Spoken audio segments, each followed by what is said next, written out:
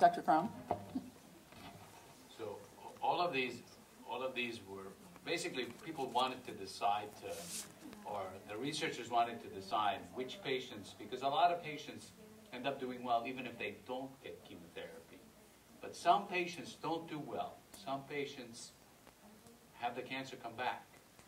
You want to know, researchers wanted to know how to best identify those patients where you know that giving chemotherapy is going to make a difference.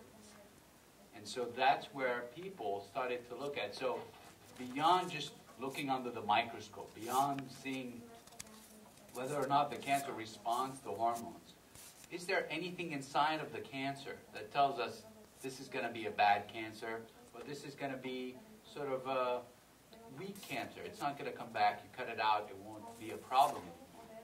And so the researchers started to look inside the DNA of these cancers, inside the proteins of these cancers, and they were able to find what they call a signature. So basically a profile for this cancer that tells us, ooh, this one is a nasty one, or this one seems to be an okay one.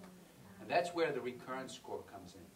So that you know that for the nasty cancers, you probably need to give the chemotherapy. Whereas for those little slow-growing cancers, it's probably just okay to do some surgery, some radiation maybe, and give the anti-hormonal therapy. So that's where the Oncotype DX, or some of you may have heard of MammaPrint, for example, that's another one of these fancy tests that's available that some oncologists will send, is designed to determine whether or not your cancer is going to be a bad cancer or it's going to be not so aggressive cancer. Great. Thank you.